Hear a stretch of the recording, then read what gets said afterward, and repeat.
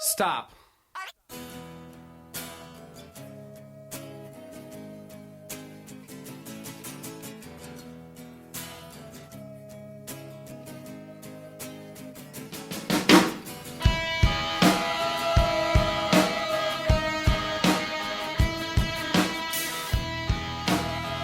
Hello and welcome to the Medical Ancillary Sales Podcast. I'm your host, Michael Berg, and joined as always by Vivian Hudson. Vivian, how are you?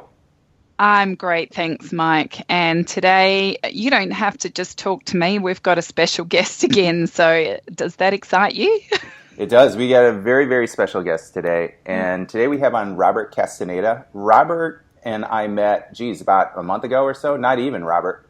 But Yes. Robert has a very interesting background, and he's already had a lot of success in this industry and in other industries. So just to give a little background on Robert, Robert has an extensive background as an inventor. He has a couple patents. He's done very well. I'll let you talk about that, Robert. But he's taken to this industry and has taken the same mental preparation that he put into being an inventor. He's applied that to this industry, and we've seen some immediate results already with some monster accounts that you brought in. So I thought everyone would benefit by just hearing how you go about preparing for your day and everything. So first and foremost, I want to thank you for getting on, Robert. Thank you, Mike. Thank you, Vivian. It's a pleasure. I'm honored to be on your show, and thank you so much for having me and your kind words. Robert, can you give us a little background? Because I was very interested in your background, first and foremost, as an inventor. I thought that was very interesting. Sure, yeah. So real quickly, I very young, when I was very young, or younger, I should say, I got introduced to the world of inventorpreneurship. So I learned, I was very fortunate to be around a lot of mentors in my life, and I came up with an idea, and I don't mind saying, if you don't mind, I invented a grocery cart, a shopping cart that's now used in most every grocery store in the country. It's an express cart for express lanes. So instead of using a hand basket or your regular big carts, there are these little footprint carts that have two baskets that kind of tear down from each other. And I was shopping one day, and I had a little hand basket, and it got heavy, and I'm walking towards the checkout stand, and I saw above me express lanes, 10 items or less. I'm like, where are the express carts? I just shop for myself, and I just want a little cart to push around the store. And I started drawing it up, and I got to tell you, I did my research, and I heard that a local grocery store chain where I live welcomes entrepreneurs, local entrepreneurs, and tries to give them a chance. So I made some prototypes, and I went to the grocery store chain, and I met a gentleman who's in procurement, who buys all the procurement products for the store chain. And on my way to the appointment, walking opposite my direction, was an older gentleman. He stops me, he says, "Young man, what is that cart?" I said, "It's an express cart for express lanes." And he says, "Oh, that's fascinating. Come with me." And he asked me to go the opposite direction to my appointment. When I went to my appointment, I followed him, and I found out later he was one of the founders of the grocery store chain. But that day I left with a $500,000 order for my carts, and that changed my life forever. I realized then that it's possible, if you have passion, if you have tenacity, if you have discipline, to actually do something and make a living on your own without having to go and work for somebody. And that started my journey into inventorpreneurship. I then sold that company and the patent, and I went off and did some other things. And I invented my second product, which is in recreational fishing. And you're more than welcome to go in any Bass Pro Shops nationwide. Livingston Lures is sold everywhere in all the sporting goods stores in the country. It's a little lure that makes a sound of a bait fish dying in the water when you put it in the water. In 2014, someone by the name of Randy Howell used it during the Super Bowl of bass fishing and won the Bassmaster Classic in 2014 using my lure. And since then, it's been a very popular lure among anglers. So I've learned how to be an inventorpreneur, an entrepreneur, by really following my passion, following my heart, and what I'm really passionate about. I now do only things that make me happy, that I'm happy to be a part of. For example, I'm kind of quickly jumping across my life, but in between, I was in pharma. I'm pharma sales. I also sold spine hardware, implants, pedicle screws. I've done a lot of different pharmacy sales, and now in the present day, I'm in ancillary sales, which I absolutely love the industry. I think it's a fantastic thing to be able to go into a doctor's office and offer solutions that help the clinic. You're a giver. You've got giving programs that it's not so much. When I was a farm rep, though, the medication was fantastic, and all the white papers backing it was great, and everybody stocked it, and it was wonderful. But it was a give me, not let me give you kind of program. And now going into my prospective clients, I got to tell you, there's been times where I go into these doctors' office and the doctor tells me, Robert, I haven't paid myself a salary in over a year. I can barely pay my front office and my lease on my building, or my mortgage on my building. And I say, Doc, well, I've got some programs that can help you. And a couple of my clinics actually now are well on their way of becoming in the black, out of the red. They're finally starting to enjoy some of their fruits of their labor. And that to me is so gratifying.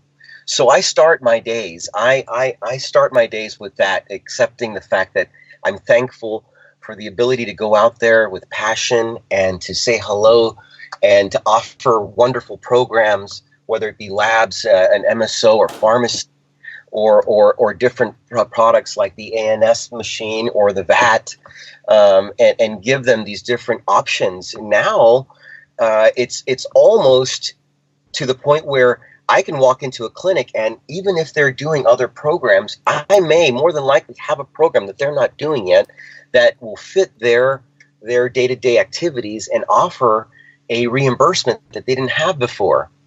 And so I'm very thankful, and that's how I start my days, is just giving thanks to who I feel leads my life, and I give him all the glory, and then I give my body thanks. I go to the gym and I work out and get my body ready for the day, and then I get in my car and I'm in front of my first doctor at 8:15 in the morning, in their lobby, and talking to their front desk, getting to know them. I try to mentally prepare myself in the parking lot before I go into each call, telling myself, okay, I'm going to make the best of this, whether it's a no, whether I get the door slammed in my face. I'm of the old school, which I've always believed for every no there's a yes. So I know that if I keep knocking on doors and I keep doing, I have my network. I network within my people that I've established communications with over the past 2 decades of my professional entrepreneurship. But I also love to cold call, because that keeps my brain and my mind fresh. And I truly believe there's an art to the pitch, especially in our industry. There's a way you approach these clinics and the way you approach the front staff. And if you do it in a way that's kind and welcoming, then, because these people get bombarded with reps. A lot of them are representing billion-dollar companies that don't offer anything other than samples and a signature, please. We come in and we're more than likely we're 1099. We're people that are self-employed, and our word is all we have. So if we can go in there knowing that we're going to give them an honest, ethical, compliant solution that will help their practice, it goes so far. And I've got to tell you, I've talked to physicians that I thought, everyone tells me in town, this is the biggest clinic and you're never going to get in. They never speak. But if you go in there with that type of mentality, then you're probably not going to accomplish much. But if you go in there thinking, hey, I may have something. At the very least, I'm going to smile and I'm going to give them the best little presentation pitch. And more than likely, they're going to give me at least something. And it's all in the follow through. I'm jumping really quick, guys, and I apologize. But well, yeah, let me jump back then, Robert, sure. Because I think what I'm taking, my big takeaway is really, it's about preparation and getting yourself into the right mental state. If you expect to walk in there and you expect that this is a waste of time, and I ran into that too. When I was a drug rep, I was in the Cleveland market, and it was dominated by the Cleveland Clinic. And you would hear that all the time. Don't even bother with the Cleveland Clinic. It's a waste of time. None of these doctors will see people at their offices, and so it kind of creates this loser mindset where you're just expecting to fail as you walk in. So I really appreciate what you're saying about getting yourself into that right mental state where you know that, or at least you consider that it's possible that you could make a breakthrough. Absolutely, and I think if I feel my most successful calls have been the calls that I go in assuming the sale, and I'm not really selling. I'm actually going there offering solutions. So I assume that they're already going to be interested in what I have to offer. That's the first thing. The second thing is I'm very clear. I'm very concise. I try to use words that are very direct and to the point. So because their time's limited, their front desk is limited. You know that the gatekeepers are there to filter through the garbage and to see if and there's little words that trigger. Maybe I should let the doctor know about this person. Maybe this is a good thing. And so if I could be as clear and as direct without giving too much information to the front desk, then I feel I've been the most successful when I do that. And of course, it helps to be able to execute, right? It's not just throwing words at the front desk, but once they get the manager or they get the doctor there, you're able to execute your pitch and tell a doc, I've got this fantastic program for you. I know who you are. I know your practice, and I really feel that this is something that would be good for you. Do you have a minute? Let me talk to you about this. And at the very least, open that door and have him or her start thinking about how this would apply to their practice. And then to let them know that I'm here all the time. This is my area. This is my home. So I will come by as many times as you need me to, doctor, to discuss this until you're ready to make that step. And even when you make that step, there's no obligation, doctor. We're going to go down this path together. I'm going to be here with you. It's not something that I'm just going to say, here's a service and goodbye. I'm here every step of the way with you. Okay, we're going to make this success together. So what I'm hearing, I guess, Robert, is really you see what you have to offer to the doctor is of incredible value because you believe in it so much yourself. And I really liked what you said at the very beginning is like starting off with that gratitude mindset. And I mean, you see it a lot. You look at the law of attraction kind of stuff, and they say the more thankful that you are for what you have, the more things come to you. So you're kind of like a living testimony to that. So it's really nice to hear, and it's not just somebody else's fluffy words saying that. So, yes, thank you, Vivian. I have to tell you, I witness my actions come to fruition on a daily basis, as small as they can be. If my goal is I'm a cold call. This is a cold call in my day of calls of my existing customers, and I'll work in a couple of cold calls here and there. And when I do, I set a goal. What's my goal? I'm gonna make friends with the front desk. That's it. If I get any further, that's just a bonus. But my goal is to make friends with Rosie. She seems nice. She seems like someone I want to be friends with. So let me just go in there and just say hi, and let them know that I exist. Okay, so from that point, sorry to interrupt, but like that is like such a major component is getting past those front gatekeepers. So maybe you could share with us a secret about how you make friends with Rosie. Absolutely. And you know what? Rosie can be the office manager sitting in for the front desk person who's sick that day. And you didn't know that unless you tried. And a great example just happened to me last week. I walked into a clinic that's very busy. I know for a fact they see at least 30 to 40 patients a day. 70% commercial, great potential there. I walk in, and instead of having the mindset of just saying, hi, I'm Robert Castaneda, and can I speak to your doctor or your office manager or someone in charge? Instead, I just say, hi, how are you today?